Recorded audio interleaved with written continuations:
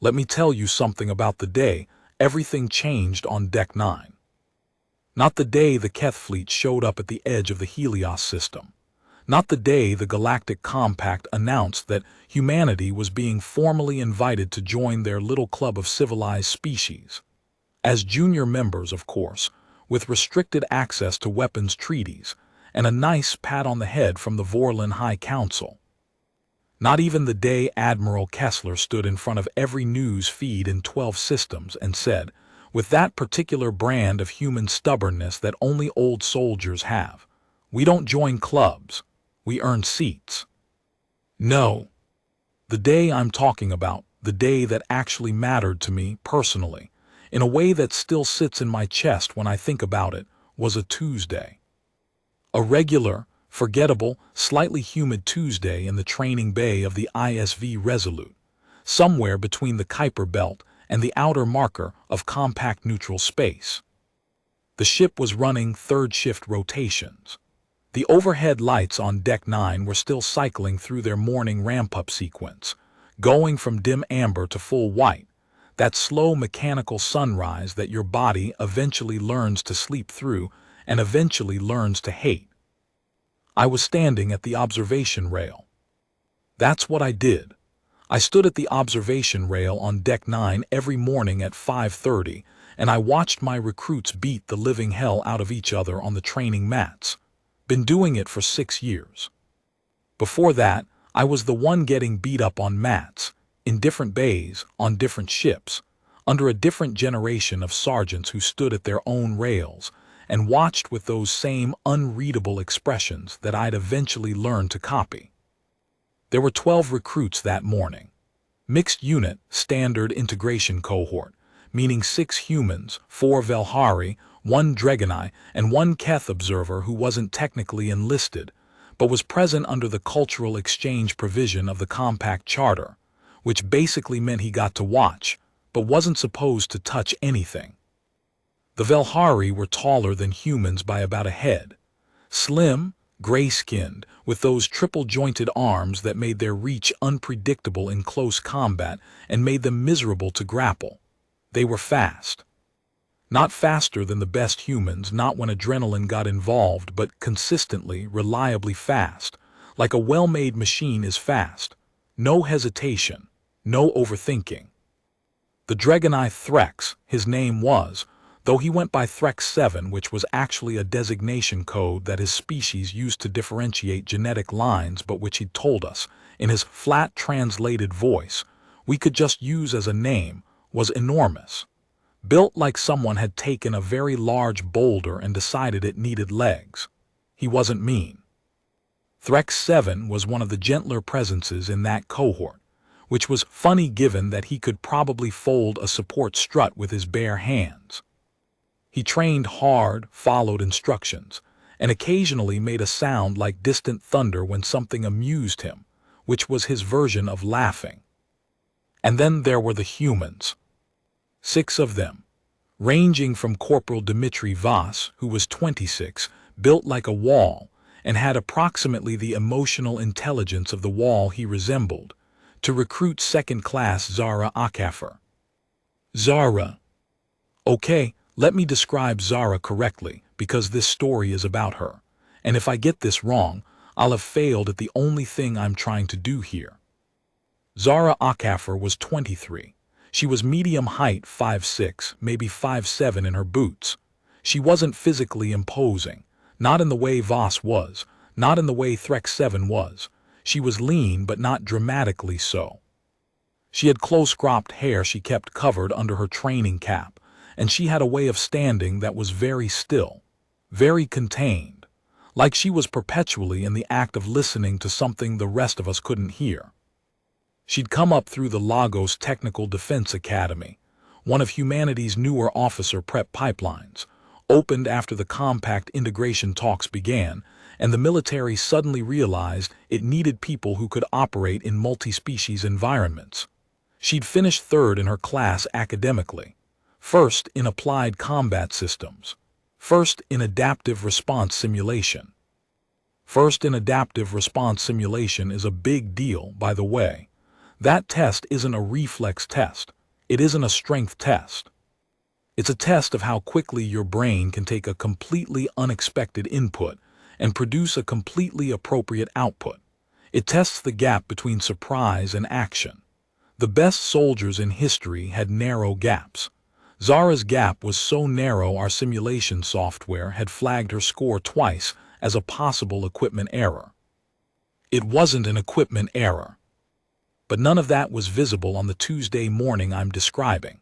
What you saw, watching Deck 9 from the observation rail, was 12 bodies moving across blue training mats under white light, running through paired combat drills. The Velhari moved with their characteristic liquid speed. Threk 7 moved with his characteristic rolling boulder deliberateness. The humans moved with their characteristic chaos, honestly. Humans in training always look a little messy, like they're always 1 second behind their own intentions. But that messiness, that very human sloppiness, has a funny way of producing results that the cleaner styles don't anticipate. I'd learned that. Took me years to learn it, but I'd learned it. The drill that morning was a standard disengagement sequence. Your partner grabs you, you break the grip, you establish distance, you counter. Pretty basic. The kind of thing you do until it's automatic. The kind of thing that saves your life the day something grabs you and your brain hasn't had coffee yet. Voss and Akefer were paired. My fault in hindsight. But at 5:30, with the lights still warming up and my coffee still working its way through my system, I'd paired them because Voss was the strongest human in the cohort and Akefer had been coasting through the physical drills in a way that made me think she needed a harder partner. Not because I thought anything bad would happen. I didn't predict anything bad would happen. I want to be clear about that, because the after-action report made it sound like the pairing was deliberate provocation, and it wasn't. It was just a training decision made by a tired sergeant at 5:30 in the morning. So they were paired. Voss made his first grab. Akefer broke the grip, clean, fast, textbook. Voss made his second grab. Akefer broke it again, a little faster this time, also textbook. Third rep Akefer broke it before he'd even fully committed to the grab. Anticipatory response. Good instinct. And that's when Voss started getting irritated. I saw it from the rail. I know the body language. Every training sergeant knows the body language of a strong recruit who is being outpaced by someone they don't think should be outpacing them. The jaw sets. The shoulders come up slightly. The movement gets a little less controlled, not sloppy, but tighter, like they're pushing against something. Voss was good. He genuinely was. Strong, well-coordinated, good instincts. But he was also, and I say this without particular judgment, the kind of person who had always been the strongest in the room and had therefore developed a habit of treating that as a fixed truth about himself. As a kind of identity. And there was something in the way Akefer kept breaking his grips cleanly, almost casually, that was messing with that identity in ways he probably couldn't have articulated at the time. He said something to her on the 4th rep. I couldn't hear it from the rail. The bay noise swallowed it. But I saw the angle of his head, the way his mouth moved, and I saw Akefer's response, which was nothing. Absolutely nothing. She just reset her stance and waited for the next rep. Which was, if you know anything about Dmitri Voss, probably the worst possible response she could have given him. Nothing gets to an ego like silence. 5th rep, he grabbed harder than the drill required. The kind of grab that's technically within protocol, you can't flag it, but that everyone in the room can feel is something different. Something that has a statement in it. She broke it again. He grabbed her again before she'd fully reset, also within protocol barely. The drill allows for varied timing, technically allowed. She broke it again, stepped back and met his eyes. He said something else.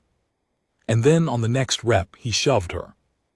Not a grab, a shove.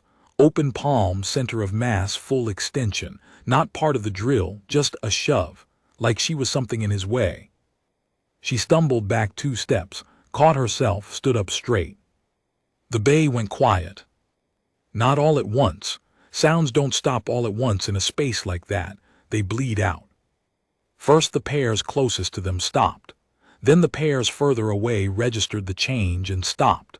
Then Threx 7, who was across the mat from them, made a sound like a very slow exhale, which for him indicated something between confusion and concern.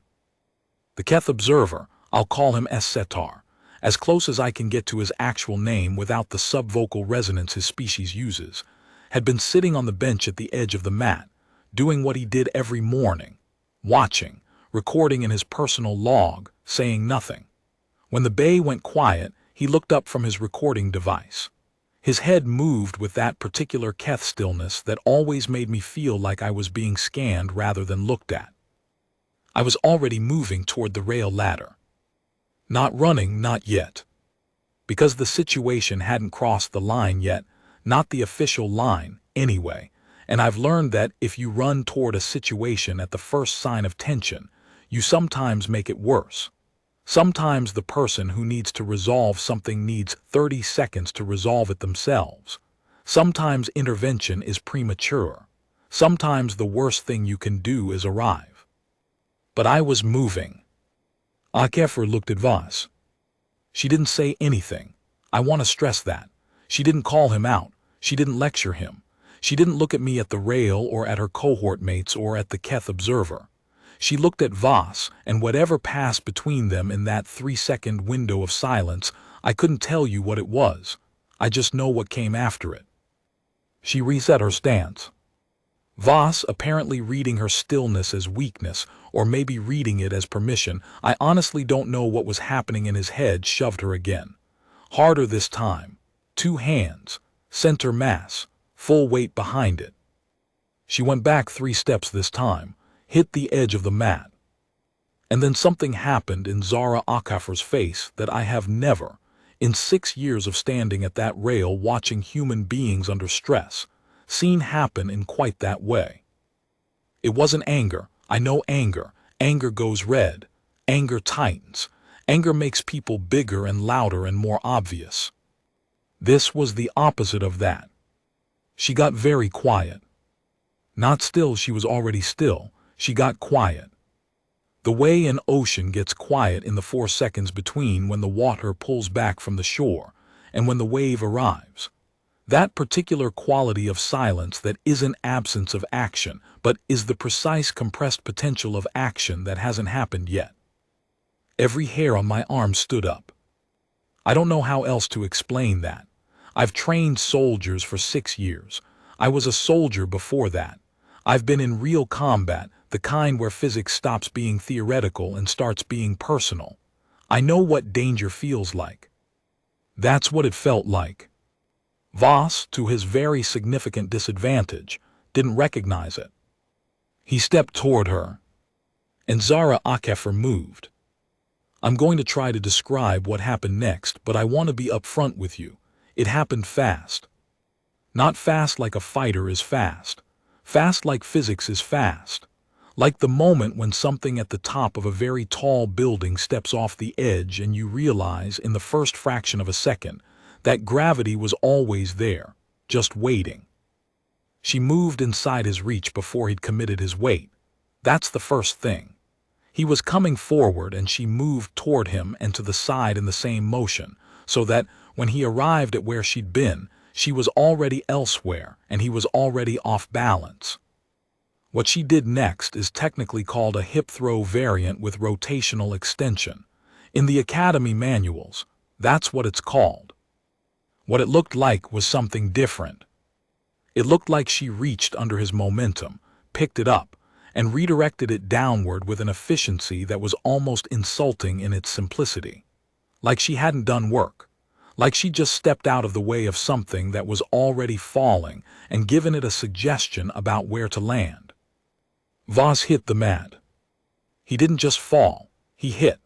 The mat military-grade impact foam, 2 inches of density rating for material, rated to absorb the impact of a falling Velhari, made a sound it is not, under normal training circumstances, supposed to make. A crack. Not loud, Not dramatic, just a crack, clean and flat like someone snapping a piece of hardwood, the kind of sound that makes everyone in the room blink at the same time. Voss lay there. The mat had a split in it, right down the center of the impact zone. A clean crack, maybe 8 inches long, in density rating 4 military training foam that was specifically rated to absorb a falling Velhari. The bay was so quiet I could hear the life support cycling. Voss was breathing. I checked that first. He was breathing, he was blinking, he was alive and conscious. I could tell by the way his hands were already moving, that automatic human response of reaching for the ground, trying to figure out which way is up. But he was not in that moment getting up. His body was doing the thing bodies do after an impact that exceeds their expectation. It was just lying there, doing a systems check, waiting for the report to come back. HFY stood over him. She wasn't breathing hard, she wasn't posturing. She was just standing there, looking down at him with that same quiet face, the ocean face, the face that had told me 4 seconds ago that something large and irreversible was about to happen. I made it to the mat floor. I was at her side in 20 seconds, which was the fastest I'd moved on Deck 9 in about 2 years. Old knee injury. Long story. HFY, I said. She looked at me, and what I saw in her face, this is the part I keep coming back to, years later, was not satisfaction, not triumph, not the look of someone who has just proven a point. She looked tired. Not physically tired, the kind of tired that lives behind the eyes, the kind you carry from places that have nothing to do with training mats or morning drills. The kind that says this is not the first time I've had to do this, and I am very, very tired of having to do it. He shoved me, she said. Flat, quiet, not defensive, just factual, like she was filing a report. I know, I said. She nodded once, and then she stepped back, clasped her hands behind her back, and stood in rest position like she was waiting for the next instruction. Which is, I think, the most Zara HFY thing that has ever happened in my presence. Voss was helped up by 2 of the Velhari recruits, Kale and Mura, who moved with their characteristic clean efficiency, no commentary, just the practical application of assistance. Voss looked embarrassed. He looked confused. He looked like a man who had just run a calculation in his head that he was very certain should have produced a different answer, and was now standing in front of the wrong answer trying to figure out where the math went bad. He also had a developing bruise on his left shoulder where he'd hit the mat, and a look in his eyes that I can only describe as recalibration. Setar had not moved from his bench, but he had done something I'd never seen him do in 3 weeks of observation sessions. He had put his recording device away. The Keth are meticulous recorders. It's cultural. They document everything. They have documented everything their species has encountered for 600 years of space travel, which is part of why they make such unsettling observers. You always have the sense that you are being added to the archive, that whatever you do in their presence will exist in Keth records long after you are gone. Setar had put his device away. He was just watching HFY with those large, fixed, amber-colored Keth eyes, with an expression that I couldn't read because I hadn't spent enough time around his species yet, but which had something in it, something in the angle of his head and the slight extension of the anterior ridge above his eyes, that I would later come to recognize as the Keth equivalent of being impressed. Not surprised. Keth don't surprise easily. Their species is too old for surprise. But impressed. I called the drill to a halt, which I probably should have done 90 seconds earlier, and if I'm being honest about my own failures in this story, that's one of them. I should have come off the rail faster, I know that. I've known it since that morning. But I also know what I know. Some things need to happen. Some things need the space to happen. And I don't think, even now, that halting the session a minute earlier would have changed anything fundamental about what occurred. It might have delayed it. but Voss and Akafor were going to arrive at that moment one way or another. The training bay was just where it happened first. I put Voss in medical hold for assessment. Standard protocol after mat impact with visible surface damage. The medical team would check him over and clear him within a couple hours. He was fine, if bruised and significantly humbled. I pulled Akafor aside. We stood in the corridor outside Deck 9. The kind of corridor that's all function and no comfort, bare metal panels, overhead conduit, the smell of recycled air and machine oil. Standard warship infrastructure. She stood at ease, waiting. "Walk me through your decision," I said. She was quiet for a second, not hesitating, organizing. "He shoved me twice," she said, "both times with intent to destabilize, not drill force, personal force. The first time I assessed it as a possible test. Some instructors use unscripted provocation to measure response. I waited. The second time eliminated that possibility. The force was escalating and unpredictable. I assessed the safest resolution as controlled takedown using his momentum. "Controlled takedown," I repeated. "Yes, Sergeant." "You cracked the mat." A pause, I noticed that. "Density rating 4. "Yes, Sergeant." "You cracked a density rating 4 training mat with a hip throw variant." She met my eyes. I didn't intend to crack it. Which I believed, completely, because the thing about Zara Akafor's expression in that moment was the same thing that had been in it since I pulled her aside, complete calm, no performance, no drama. She wasn't proud of the cracked mat. She wasn't ashamed of it either.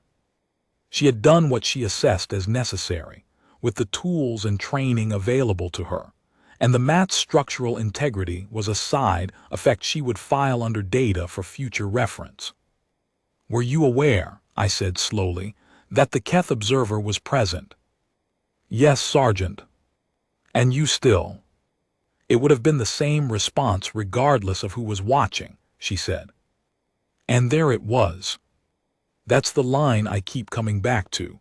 Not the crack of the mat, not the silence in the bay, not even the look on Essetar's face. It would have been the same response regardless of who was watching. That's the line. Because that's the thing about integrity. Real integrity, not the performed kind, not the kind you put on when authority is present, but the actual structural integrity of a person. It's the same whether anyone is watching or not. It doesn't have an audience. It doesn't require one. Zara Akafor was 23 years old. She was a recruit second class in a mixed integration cohort on a mid-range warship running training drills at 5:30 in the morning. She had just cracked a military training mat with her hip and sent a man significantly larger than her through it. And her primary concern, standing in that corridor under those bare utility lights, was that she'd provided me with an accurate and complete account. I sent her back to quarters for a rest period and started the incident documentation. The mat replacement requisition took 2 weeks. They don't stock density rating 4 mats as spare parts. They're rated to last a decade under normal use. I want to step back for a second, give you some context I didn't have at the time. When humanity was first contacted by the Galactic Compact, formally, with all the diplomatic protocols and the translated communications and the very polite message from the Vorlon High Council, explaining that humanity had been assessed as a sufficiently developed species and was being offered provisional membership. The primary concern among the non-human members of the Compact was not our technology. It wasn't our fleet capability. It wasn't our industrial output. It wasn't even our, shall we say, creative approach to weapons development that had come up in some of the intelligence reports they'd compiled on us over the previous 80 years of covert observation. The primary concern was our volatility. That's the word that came up, I've been told, in the Compact Council discussions that preceded first contact. Volatility. The Velhari used their own word for it, which translates roughly as unpredictable internal pressure, the kind of force that a contained system generates when it's under stress and you can't model which direction it'll release. The Keth used a phrase that translates as controlled instability, which sounds like an oxymoron, but which, apparently, is a specific concept in Keth military philosophy. They have a whole strategic tradition built around the idea that certain types of fighters are dangerous precisely because they don't fully model. Humans scared them, not because we were the strongest, we're not. Not because we were the most technologically advanced, we're not that either. Not because we had the largest fleet, we definitely don't. They were scared because they couldn't predict us. Because a creature that will, at 5:30 on a Tuesday morning on a mid-range warship, crack a density rating 4 military training mat with a hip throw, not because it was strategically calculated, but because someone shoved it twice and it had simply decided enough. That creature is not modelable. You cannot run a simulation on that creature that accounts for all its possible outputs, because its outputs are not, fundamentally, determined by capacity. They're determined by something else. Something that doesn't have a clean variable in any of the compact's assessment frameworks. Will, the stubborn, irrational, occasionally terrifying human capacity to simply decide. Not to calculate, to decide. As Setar filed his daily observation report that evening. I don't have access to the full text. Keth observation documents under the exchange provision are technically the property of the Keth Observation Collective and are not shared with the hosting ship's command structure. But I was later told, third hand, through the kind of back channel that exists on every ship between people who have been doing this long enough, that the report included a notation that the Keth observer did not have an established category for. He had apparently written something to the effect of, the human female recruit, when provoked beyond her threshold by a dominant class physical challenge, did not escalate to uncontrolled aggression. She escalated to controlled precision. The distinction is significant. The precision was not technique-based. Technique was present but was not the determining factor. The determining factor appeared to be a quality the observer does not have adequate terminology for. Working translation, decided force.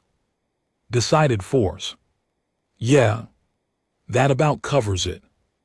The days after the mat incident were interesting. Not dramatic, interesting. The kind of interesting that happens quietly, in the background, in the way that significant things often happen on ships, without announcement, without ceremony, just a gradual reorganization of the invisible social architecture that governs how a group of people treat each other. Voss cleared medical that afternoon, shoulder bruising, no structural damage. He came back to training the next morning, which I respected. He could have requested a secondary assessment and stretched the medical hold to 3 or 4 days. He didn't. He showed up at 5:30, took his place on the mat and trained. He and Akafor were not paired again. Not by my decision. I left the pairing rotations open that day and let the recruits organize themselves. Voss and Akafor ended up across the bay from each other, working with different partners. No incident. No lingering hostility, at least not visibly. What did happen by the third day was subtler than that. The Velhari recruits started positioning near Akafor during open drill periods, not obviously, not in any way that could be formally noted. But Kale and Murrah, who had helped Voss up after the throw and who, I'd learned, were part of a Velhari specialist cohort that had been in integrated training for 8 months, and had therefore developed their own fairly sophisticated read on human behavior, started gravitating to Akafor's section of the mat during free drill, watching her work, occasionally drilling adjacent to her, in a way that created opportunities for observation. The Velhari communicate admiration differently than humans do. It doesn't look like admiration from the outside. It looks like attention, focused, sustained, evaluative attention. The kind they give to things they consider worth studying. Akafor didn't notice, or if she noticed, she didn't react. She just trained. Threk 7, who was harder to read, did something even subtler. He started including Akafor in his warm-up circuit. The Dragonai have a pre-training sequence that's deeply cultural. It involves specific movements that are tied to their concept of ready body, a state of physical preparedness that has spiritual dimensions I don't fully understand, but which I've come to respect as something serious. It's not casual. You don't just wander into someone's warm-up circuit. Threk 7 started including Akafor. She went along with it, without being asked, without being explained. She just fell in alongside him on the third day, matched his movements as closely as her different anatomy allowed, and Threk 7 made his low thunder sound and didn't say anything, which for him was acceptance. As Sedar watched all of this, he had his recording device out again by day 2, back to normal on the surface. But I noticed because I notice things, because standing at the rail for 6 years teaches you to notice things, that the angle of his attention during those sessions had shifted. Before the mat incident, he distributed his observation broadly, taking in the whole training floor in that scanning way the Keth have.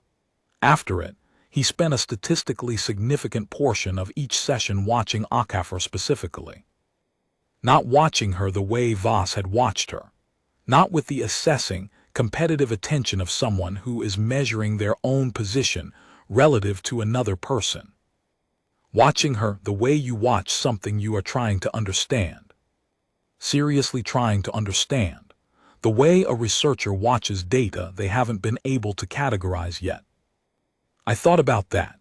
Thought about it a lot in the quiet hours of third shift when the ship was dark and the only sounds were the engine thrum and the life support cycling, and the distant sound of whoever was doing unauthorized late-night training on the lower deck that I technically wasn't supposed to know about.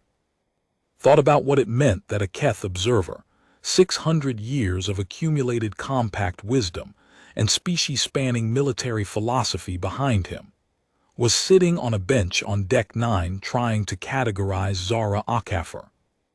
What it meant for humanity, broadly. What it meant for the Compact's assessment of us. What it meant for the very careful, very controlled, very deliberate process by which alien species were learning to decide what kind of threat, or asset, humanity was. Here's the thing nobody tells you about first contact. The stories. You know the stories. Big ships, bright lights, formal ceremonies, translated speeches. The Compact's envoys arriving at Earth orbit and saying, with great dignity, that humanity had been assessed and found worthy of contact. What they don't tell you about are the thousands of small moments after that. The way integration actually works. The way species learn each other's actual weight, not the diplomatic weight, not the formal ceremony weight, but the real weight. The weight of what happens when somebody pushes and somebody pushes back. The weight of a human body hitting a training mat hard enough to crack it. The weight of a 23-year-old woman standing in a ship corridor saying, with complete calm, that it would have been the same response regardless of who was watching. Those are the moments that actually teach you what something is. Not the speeches, not the treaties, not the carefully negotiated clauses about weapons limits and territorial boundaries and joint patrol protocols. The moments on training mats at 5:30 on Tuesday mornings, when the lights are still coming up and someone decides they've been pushed enough and shows you, with the very precise clarity of applied physics, what that decision looks like. Those moments. 2 weeks after the mat incident, Commander Yale Adisa called me into the officer briefing room. Commander Adisa ran the ISV Resolute with a quiet thoroughness that I'd respected for 3 years. She was the kind of officer who absorbed information without broadcasting what she did with it. Meetings with her were short, and had a way of ending with you feeling like you'd said more than you'd intended while she'd said exactly as much as she meant to. She had a way of sitting that made the room slightly more organized just by her being in it. "Tell me about the mat," she said, before I'd finished sitting down. I told her about the mat, all of it. The pairing, the drill, the shoves, the throw, the crack, the corridor conversation. She listened, didn't interrupt. When I finished, She was quiet for a few seconds. "The Keth Observer's Exchange Coordinator sent a message," she said, "through official channels, requesting that Setar's observation period be extended by 60 days. I blinked. Standard extensions are 15 days. Yes, she let that sit. What reason did they give? She looked at me with that particular expression she had when the answer to a question was something she was deciding how much of to share. Ongoing assessment of non-standard human combat behavioral pattern, she said. That's the formal language. Non-standard. Oh. They're not studying the unit, I said slowly. They're studying her. That's my read. I thought about that. Is that a problem? Not yet, she said. Possibly the opposite. The Keth Observation Collective hasn't requested an extended individual assessment for a non-flag rank human since. She paused, accessing something from the tablet in her hand. 2089. Commander Petra Hast, during the Helios Corridor incident. I knew the Helios Corridor incident. Everyone in the service knew it. The day Commander Hast had, with a single human warship and approximately 17% of her recommended munitions load, held off a syndicate raider fleet for 6 hours until the compact response arrived. Because she'd made a decision, the kind of decision that no tactical algorithm would have generated, that no Velhari commander would have made, that no Keth strategist would have modeled as a viable option, and held to it for 6 hours without blinking. The Keth had studied her for 4 months. Akefer's a recruit, I said, 2nd class. Yes, said Commander Adisa. She looked at me steadily. Keep doing what you're doing, Sergeant Reeves. Don't change the training rotation on her account. Don't make it obvious that we're aware of the attention. And Voss? Voss, she said, with a slight quality in her voice that I would describe as carefully measured, will complete his training rotation and be assigned to a post that takes appropriate advantage of his considerable physical capabilities. A pause. Somewhere where the mat is not Akefer's problem. I almost smiled, almost. Yes, Commander. I want to tell you about one more thing that happened in the first 2 weeks after the mat. It happened on day 9, during a free drill period at the end of the 900 session. Most of the cohort had cleared out. The Velhari had their own post-drill protocol that took them to the adjacent conditioning bay. Threx 7 had gone to eat, which for a Dragonite was a significant time commitment and not something you interrupted. Voss had finished early and gone to shower. Akefer had stayed on the mat. She does that sometimes, stays after, works on things in the quiet. I've seen it from the rail or from the floor when I'm doing my own post-session walkthrough. It's not performance. She doesn't know I see her. She's just working on things. That day she was working on the hip throw variant, running it in slow motion. Not with a partner, with a training drone, one of the articulated resistance units that you can set to various weight and resistance profiles. She had it set to a profile significantly heavier than the one I use for drill simulations. She was running the throw at about 30% speed, stopping at key points, adjusting something, the angle of her hip, the position of her lead foot, the exact contact point of the rotation. Working on something about the throw that had apparently bothered her. And Setar was there. He'd come back in from wherever he went during the break period. He had his own quarters, his own schedule. He wasn't required to stay in the bay during breaks, but he'd come back in. And he was sitting on his bench, recording device in hand, watching her run the slow-motion drill. After about 10 minutes, he did something I'd never seen him do. He spoke. Not to me. I wasn't on the floor yet. I was at the top of the rail ladder having just come back. He didn't know I was there. He spoke to Akefer. Keth voices are a particular experience. They have a primary voice channel that can be modulated into something approximating the standard phonemic range of compact common speech, which is what the translation protocols are built on. but they also have secondary resonance channels that produce this low, continuous undercurrent beneath the words, like distant machinery.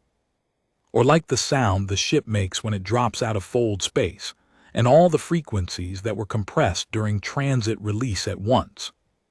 It doesn't sound threatening. It sounds ancient. That's the word I keep coming back to. Human female, he said. And then something in Keth, which the ship's translation matrix rendered into common a half-second later through the Bay audio system. You are correcting something. Akafor stopped the drill, looked at him. This was a moment. In 3 weeks of shared training space, Setar had not directly addressed any of the recruits. He'd been present, he'd observed, he'd filed his reports. He'd maintained the careful separation that the exchange provision required. He'd never spoken. Yes, she said. The hip rotation on the final extension. I'm getting 2 degrees of extra outward angle I didn't intend. It's affecting the landing zone by about 4 inches. A pause. The low resonance in Setar's voice continued while he processed. The result was effective. The result was effective, she agreed. The mat broke. Voss was unharmed beyond bruising, but effective and correct aren't the same. I want the correct version. Another pause.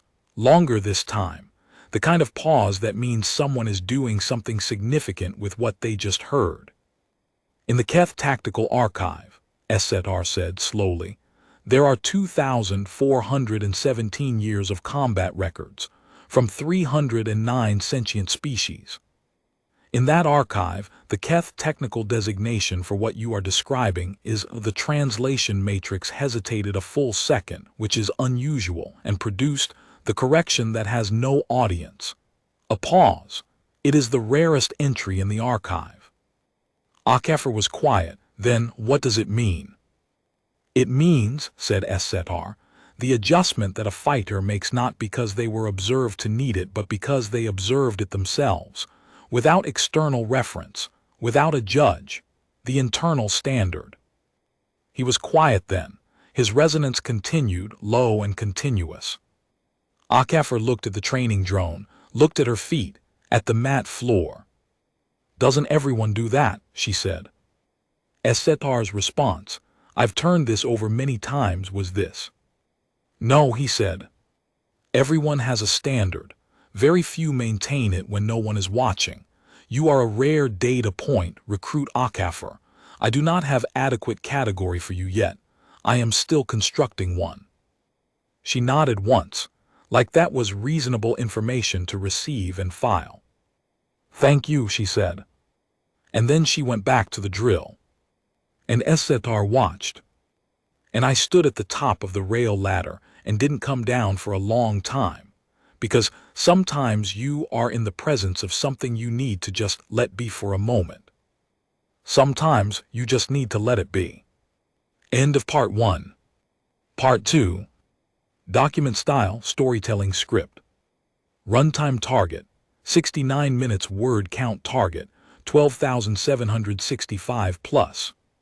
Perspective, close third-person witness POV, Setar, Keth Observer Secondary, Drill Sergeant Mako Reeves. Tone, cinematic, gritty, emotional, sci-fi, military. Part 2, the archive entry. There is a concept in Keth philosophy, the kind of concept that exists only because it was necessary to name a thing that had been observed enough times to require a name. That translates into compact common as weight without declaration. It refers to the phenomenon of significance that presents without announcement. Events or beings that do not assert their importance, and yet which reorganize the space around them simply by being what they are. Gravity, in the metaphorical sense, not the force that pulls, the presence that curves. The Keth have a long history. 600 years of documented space travel, and before that, 4,000 years of recorded history on the home world, and before that, the oral records that predate writing, which the Keth take seriously as a data source in a way that younger species often don't. In all of that accumulated record, Weight without declaration is a designation given, in the archive, to fewer than 100 individuals. Not heroes, not warriors, not geniuses. The archive has thousands of those. Specifically, individuals whose presence altered what happened around them without their appearing to intend alteration. People who simply were a certain way, and in being that way, changed things. I am Setor. I have been an observer with the Keth Observation Collective for 32 of my species' calendar years, which converts to approximately 47 standard compact years. I have visited 11 inhabited worlds. I have filed 419 observation reports. I have been assigned to 17 integration cohort situations across 8 different species. I have observed, in that time, 6 individuals who I eventually classified as candidates for the weight without declaration designation, though classification requires review by a minimum of 3 senior observers and is not a decision made by a single field observer. On the day the human female recruit Zara Akafer stood on a training mat on the ISV Resolute, and, in response to a double provocation from a larger class member of her own species, executed a controlled takedown of sufficient force to crack a military-grade impact surface. I filed a notation in my personal observation record. The notation read, "Possible 7th candidate." I want to explain what I observed. Not the physical event. I have described the physical event adequately in my official exchange reports and do not need to reproduce it here. I want to explain what I was measuring, because I think it is important that the record, the real record, not the one with the diplomatic language, reflects what actually happened on Deck 9 that Tuesday morning. The human species is, as the compact is in the process of learning, not a straightforward integration candidate. This is not a negative assessment. I want to be precise. The difficulty of integrating humans is not a deficiency in humans. It is a deficiency in our existing frameworks. The compact was built by species who, broadly speaking, share certain behavioral axioms. Hierarchical clarity, you know where you are in the structure, you operate accordingly. Proportional response, you respond to stimuli at levels that are calibrated to the level of the stimuli. Collective orientation, decisions are made with reference to the group. Humans have all of these in varying degrees, in varying contexts. But humans also have something that does not appear, clearly and consistently, in any other species the compact currently comprises. They have what I have taken to calling, in my working notes, asymmetric response capacity. The ability, not trained into them, not the result of specific conditioning, but apparently inherent to their psychological architecture, to generate outputs that exceed their inputs. To produce, under sufficient conditions, a reaction that is categorically out of proportion to the stimulus in terms of force, precision, or quality, while simultaneously being completely controlled. Not uncontrolled, that's the critical point. An uncontrolled, disproportionate response is simply aggression. Every species has that. The Dragonite, when sufficiently threatened, can produce sustained physical outputs that exceed their standard capacity by a factor of 3. That's not unusual, that's just threat response. The limbic override. What humans can do, what Akafer did that morning, is different. She was provoked. The provocation was personal, physical, and escalating. Her response exceeded the input. The input was a shove. The output cracked a density format. But the response was not uncontrolled. It was, if anything, more controlled than her baseline movements during standard drill, more precise, more efficient, as if the provocation had not overloaded her system but had instead focused it, sharpened it. The limbic acceleration had somehow translated into a precision sharpening rather than a precision degradation. I had no existing category for this. I had, in my 32 years of observation, seen something approaching this in 2 other humans. Commander Petra Hast, whose Helios corridor engagement is now a studied event in the Keth Archives section on human military behavior.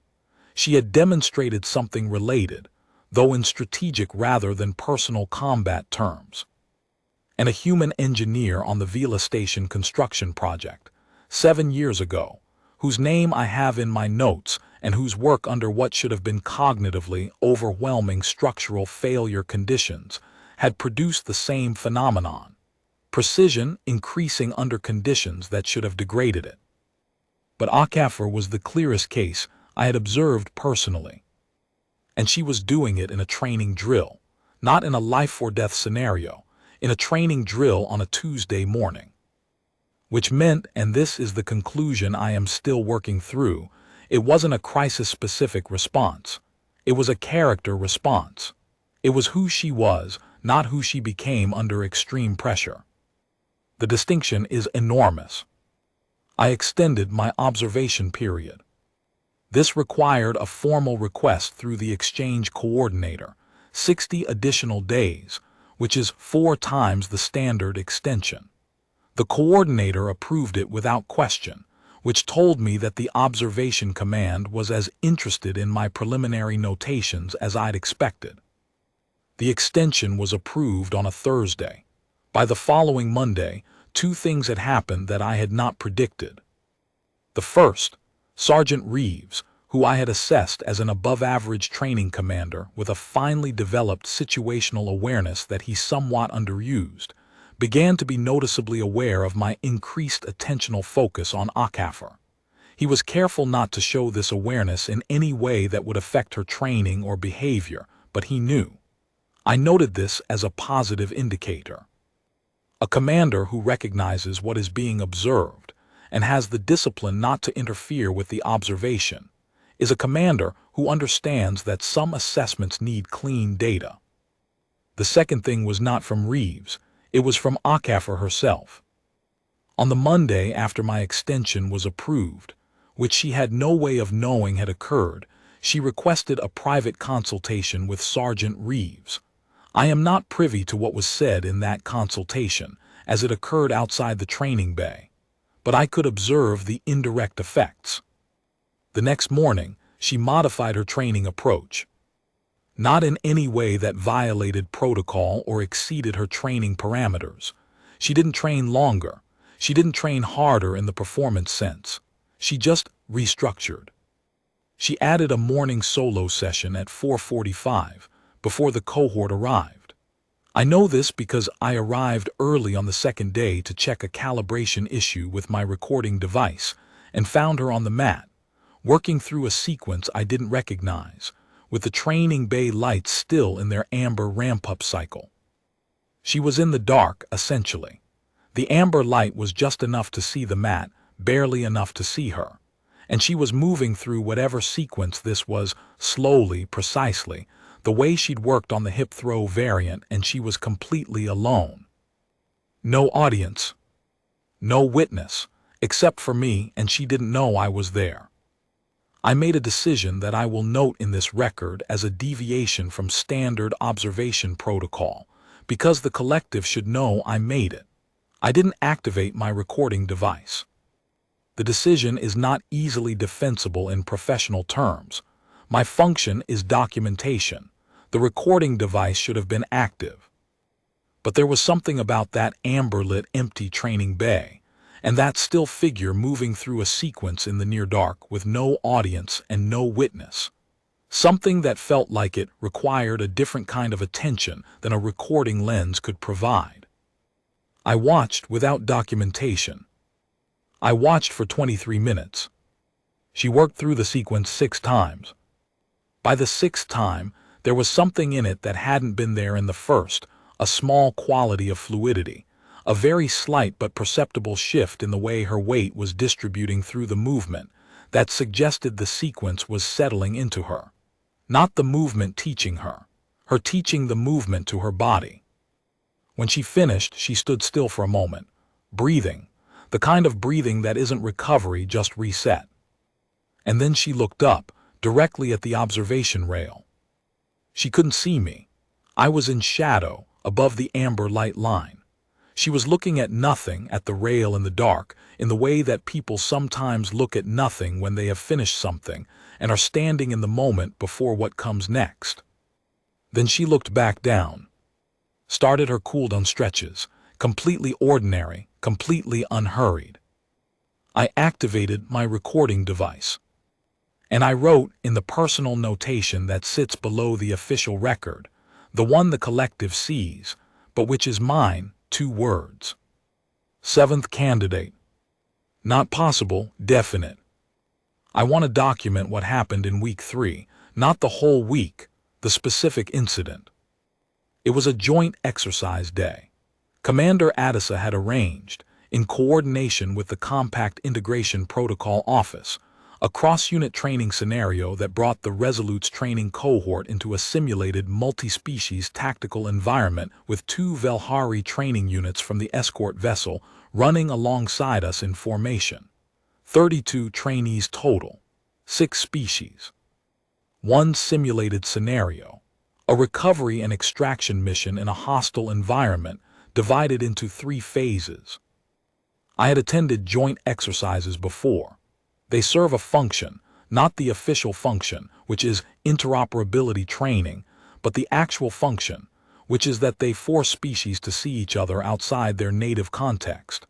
You cannot fully assess a species in their own environment. You have to see them in the friction, in the places where their native patterns meet other native patterns and have to negotiate. The scenario was set in the ship's secondary cargo bay, which had been cleared and reconfigured with temporary barriers, environmental modifiers, smoke generation, strobe lighting at 3-second intervals, audio disruption at varying frequencies, and a scoring system that tracked team performance on 3 metrics: extraction speed, casualty minimization, and communication effectiveness. 32 trainees, 6 species, 1 hour. Phase 1 went as I would have predicted. The Velhari units organized with characteristic speed and clarity. They moved as a coordinated system almost immediately, distributing roles, establishing channel protocols, setting positions. Efficient and impressive. The human cohort took longer to organize. More discussion, more apparent conflict about roles, more noise. Less efficient on the surface. But the human units completed Phase 1, with a lower casualty count than the Velhari. Not by design, not by better strategy in the conventional sense, by improvisation. Twice in Phase 1, the human teams encountered scenario developments that the exercise designers had not anticipated, the kind of thing that happens when you have a sufficiently large group generating approaches that weren't modeled. And in both cases, individual human team members made on-the-spot decisions that were not part of any established protocol but which worked. One of these was Voss, actually, and I want to note that because this record should be fair. Voss, whatever his failures on the training mat, had genuine tactical instincts, and he demonstrated them clearly in Phase 1. The mat incident had reorganized something in him as well, in a different way than it had reorganized things around Akafar. He was quieter. He used his size as a tool rather than a statement. People can reorganize, that's worth noting. Phase 2 was where Akafar became relevant. In Phase 2, the scenario added a complication: communication disruption at the team leader level. The exercise designers cut the communication feeds of the 3 designated team leaders, 1 human, 1 Velhari, 1 Dragonite, simultaneously, creating a leadership vacuum that the teams had to fill. What I observed, and what I documented in real time, was this. In the Velhari team, the next senior individual assumed leadership within 4 seconds. Clean, fast, hierarchically clear. The Velhari handled the leadership vacuum through their pre-established structure, admirably efficient. In the Dragonite element, Threk 7's team, which was small because there was only 1 Dragonite in the cohort, the leadership vacuum created a pause of about 12 seconds, after which Threk 7 made a low sound that I can only describe as a decision sound and began moving, which was apparently sufficient for the exercise. In the human team, the leadership vacuum created something I have no existing category for. It created a conversation. Not a long conversation, not a chaotic one. 11 seconds, I timed it. In 11 seconds, 4 different human team members each said something short, directed, information-dense, and on the basis of that 11-second exchange, without anyone formally designating a new leader, the team reorganized. Roles shifted. Not everyone got what they wanted from the conversation. I could see that in the body language, but the team moved. HFY had said 2 of the 11 seconds worth of words. She had not proposed herself as leader.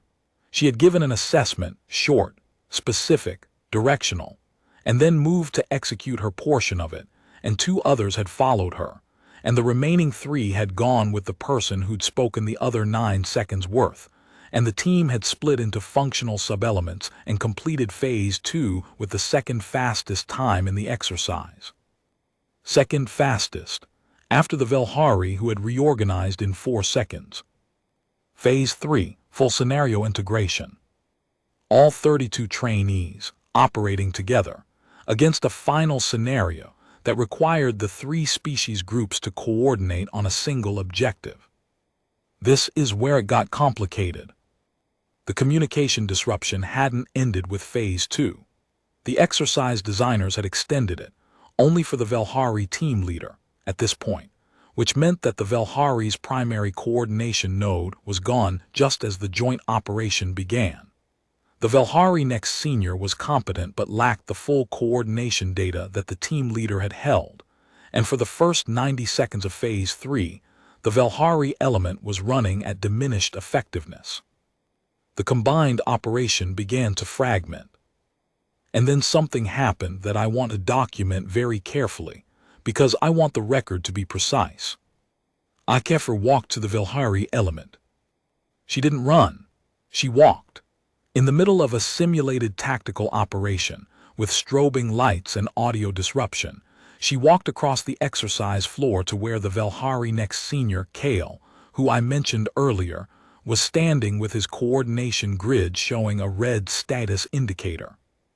She stood next to him. She said something. I couldn't hear it over the audio disruption, but I could see the interaction. She showed him her coordination grid, which was still active because her human team's communication feed was intact. She was offering him the data. Not giving him orders, not taking over, offering him the data and then visibly waiting. Kale looked at the grid, looked at her. Made a decision in about 2 seconds. Which for a Velhari is a very long 2 seconds. It means something with significant weight, and then made 3 rapid adjustments to his element's positions. The fragmentation stopped. The combined operation cohered. They completed the Phase 3 objective, with a time that the exercise designers later told Commander Adisa was the best combined result they had recorded in 4 years of running that specific scenario. I documented all of this in real time. When the exercise ended and the teams were standing in debrief formation, I noticed something. Kale was looking at HFY, not the way he'd looked at her before the mat incident. That had been the evaluative attention I mentioned, the studying look. He was looking at her now with something different. Something that had the quality of acknowledgement. In Velhari social structure, acknowledgement is not casual. It's a specific communication act. It means, I have assessed you. My assessment is complete. You are what I observed you to be. HFY was looking straight ahead in debrief formation, hands clasped behind her back, the complete calm face present. She didn't see the look, or if she saw it, she didn't react. Which was, in its own way, the most precise possible response. I filed my Week 3 report with a section flag I had not used in 32 years of observation. The section flag is one of the administrative markers in the Keth Observation Collective's documentation system, and it indicates that a report contains material that the observer assesses as requiring review at the senior council level rather than regional coordinator level. It is not a flag used frequently. It is not a flag I had used since my 3rd year, when I was young enough to flag things too quickly and had to learn, over time, the difference between remarkable and significant. Remarkable things happen constantly. Significant things, things that change the shape of what is possible, are rare. I used the section flag. The report went up the chain. Within 6 standard days, I received a response from a senior observer I will not name, because the identity details are outside what this document should contain. The response was formal, as all senior communications are. It requested that I continue observation for the full extended period. It also included 1 line of personal notation, which is unusual in formal communications. The line read, "The weight without declaration assessment was already under consideration by 2 senior observers following your week 1 notation. You are not alone in your assessment." 2 senior observers, reviewing my preliminary notation from a week 1 report. I want to put that in context. I had submitted my preliminary notation from week 1 as a personal notation, not flagged, not formally submitted as a candidate assessment. It's standard practice. Observers note what they observe, and the notation sits in the personal record until the observer decides to escalate it or until a senior review triggered by some other flag pulls it into review. 2 senior observers had independently pulled my week 1 notation and were reviewing it.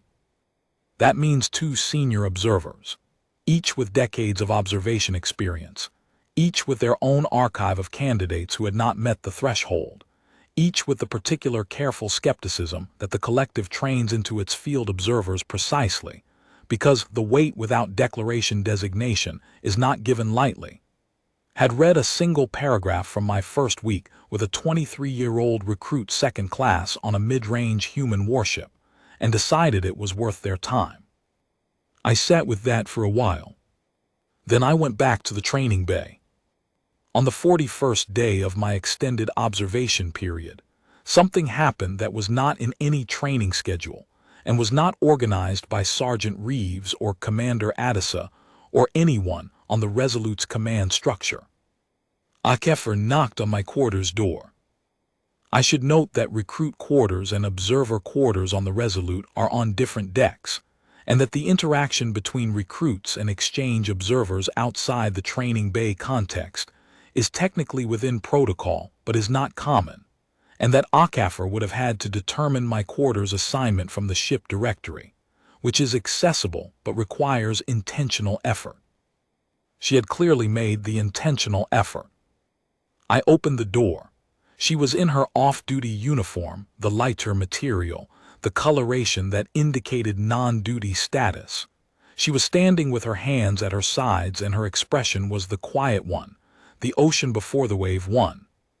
But there was something underneath it that day, something more uncertain than I'd seen in her before, which is to say the uncertainty was barely perceptible, but it was there.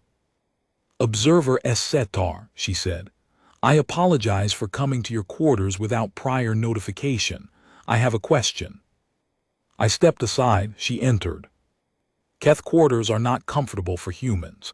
The gravity calibration is slightly higher, my species is denser than humans, and the adjustment is small but present.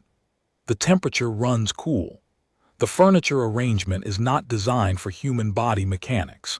She sat in the chair I indicated, the one closest to the standard calibration, and folded her hands in her lap and looked at me. "What is the Keth Archive's assessment of human combat potential?" she asked. Directly, no preamble beyond the apology. I noted this as consistent with all prior observation. She did not use words to manage distance. She used them to communicate. "That is a broad question," I said. "I can narrow it." She paused, organizing. "The compact offered humanity provisional membership, restricted weapons treaty access, junior membership terms.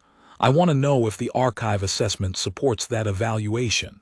If the compact's senior assessment of human combat potential is accurately reflected in the membership terms we were offered."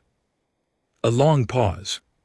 She had essentially asked me to tell her if the compact underestimated humanity.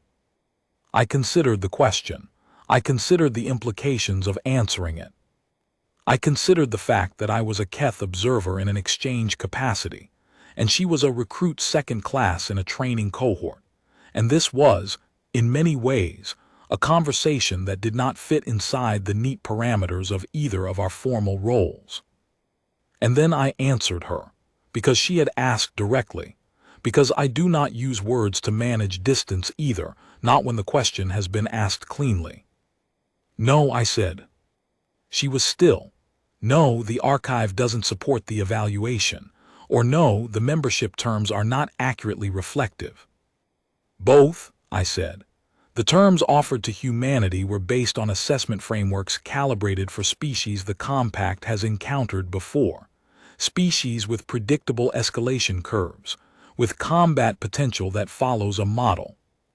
The archive's preliminary assessment of human combat potential, and I use the word preliminary advisedly because the assessment is still open, still active, does not fit those frameworks.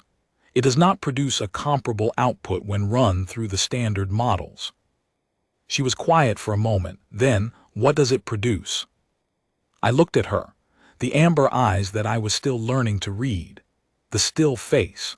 The 23-year-old woman who had stood in a ship corridor and told her training sergeant that her response would have been the same regardless of who was watching.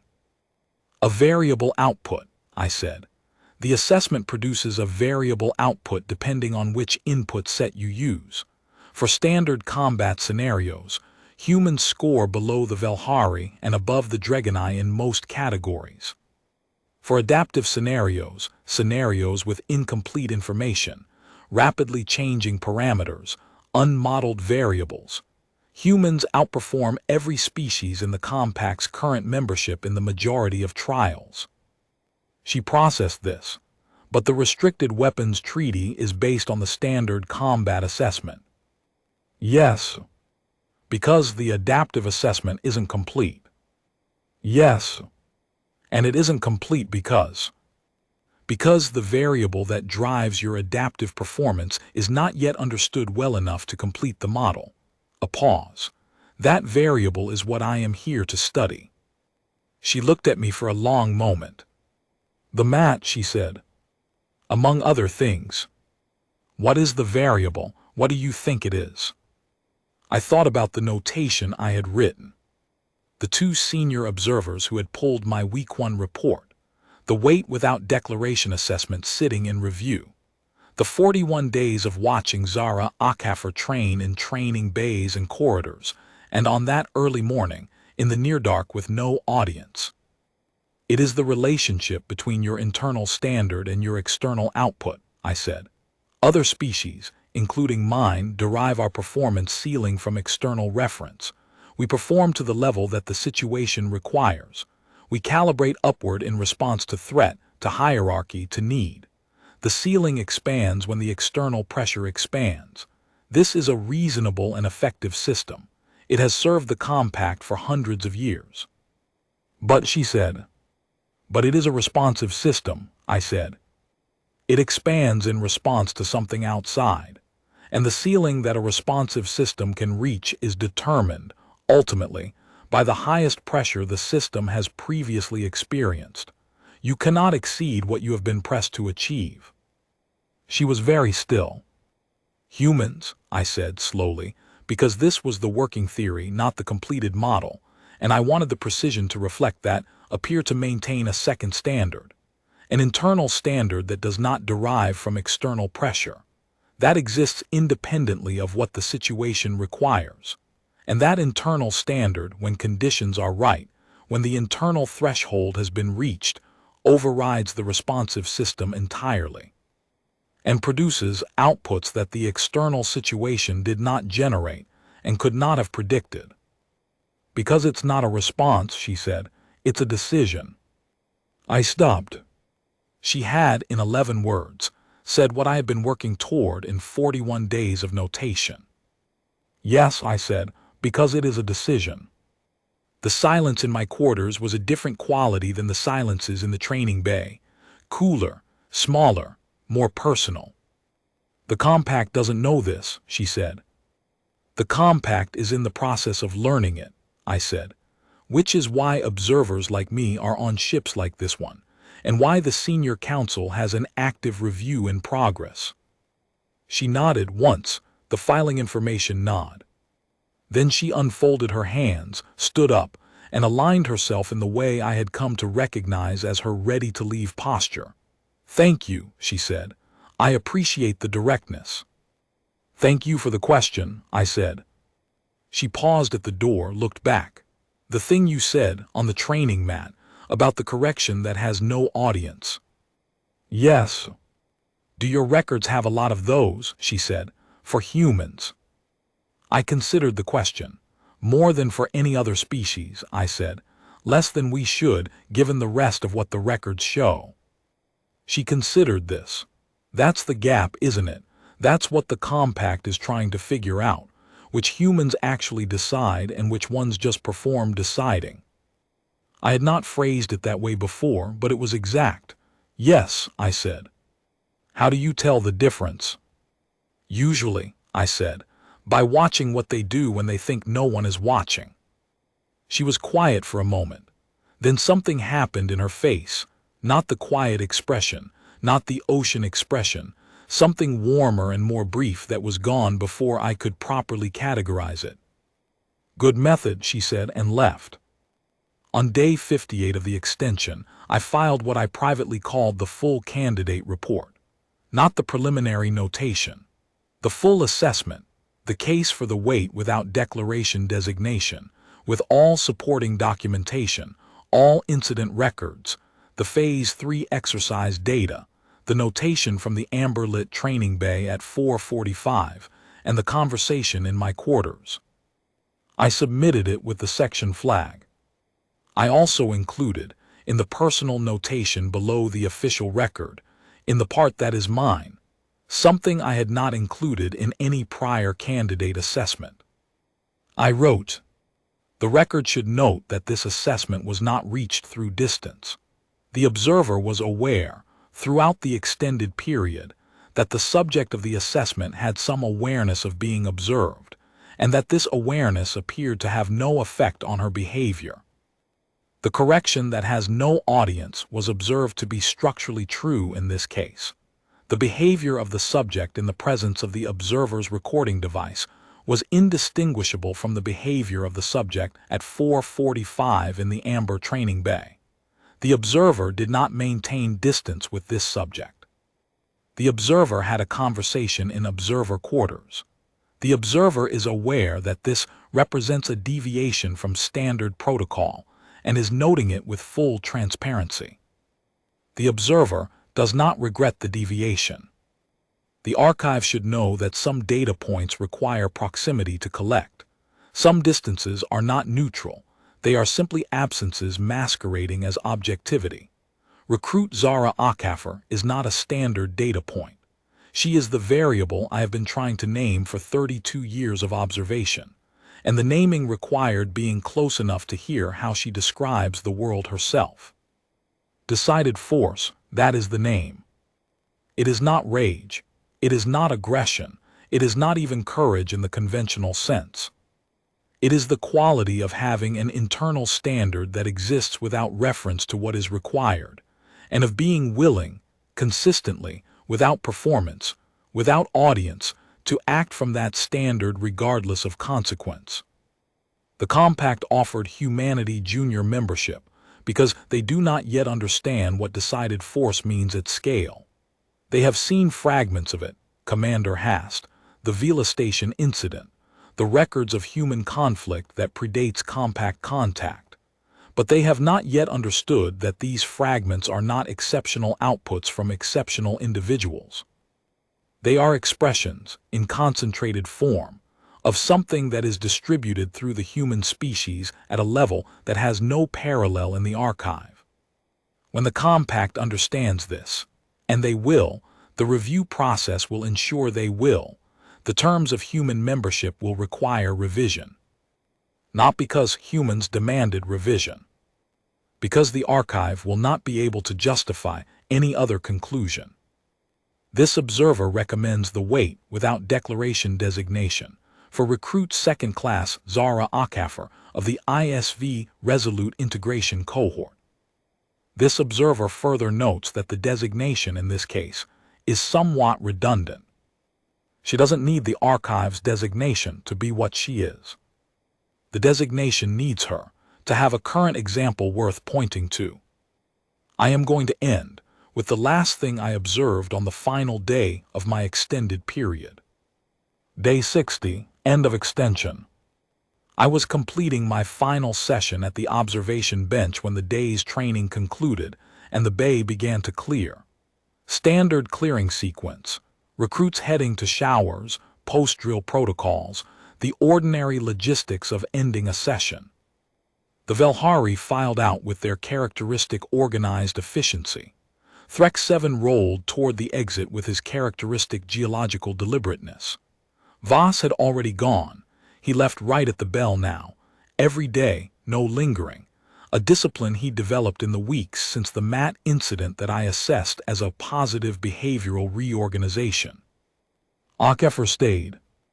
I had expected this. She always stayed. But today was different, because today she knew it was my last day. I had mentioned this at the start of the session. Protocol required it, so that the integration cohort was aware the observation period was concluding, and the formal observer role would be transferred to another stage of the program. She stayed on the mat. She stood in the center of it, the replaced mat, density rating 4, pristine and uncracked, still with that slightly different color that new training foam has before the sessions wear it into the ambient shade of the floor, and she ran the hip throw sequence. Slowly, precisely, not with the training drone, by herself. The imaginary partner, the practiced motion, the controlled extension. She ran it 3 times. Each time it was slightly different, slightly more refined. The 2-degree outward angle she'd been correcting in the days after the Matt incident had resolved completely by week 2. The landing zone precision she'd been working toward was there now, clean, controlled, exactly where she'd intended.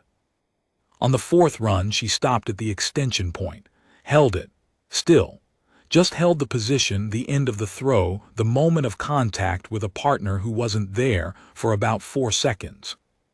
And then she released, stood up straight, let her arms come to rest. She looked at the mat floor for a moment. Then she looked up at the observation bench. She knew I was there, she always knew, I understood that now.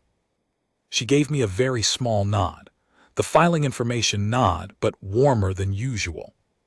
The one with the brief quality in it that I hadn't been able to categorize when I first saw it. I had categorized it by now. It was the Akafer equivalent of a greeting and a farewell simultaneously. The acknowledgement of something shared that didn't require words because the shared thing was already sufficient. I returned the nod. She walked off the mat, picked up her gear and left the training bay. I sat for a while longer. The empty mat under the white lights. The sounds of the ship, the engine thrum, the life support. The distant, ordinary noises of a military vessel moving through space between stars, carrying its people, carrying its history, carrying all the things it didn't know yet about what those people were. Then I packed my recording device, noted the time, filed the session log and left. In the corridor outside Deck 9, I wrote the last line of my extended observation record. It said, "The training mat was cracked on a Tuesday. By the following Monday, the crack had reorganized the space around it, not through announcement, not through declaration, but through the simple fact of having occurred, of being what it was, of existing as evidence that certain forces are not fully predictable by external measurement. The archive will process the designation in due course. This observer already knows what she is. The only question remaining, the only question that has ever mattered, from the first moment humanity was considered for compact membership to the last notation in this extended report, is whether the compact will understand it in time to act accordingly. This observer believes they will. Eventually, humans are patient teachers. When they have to be,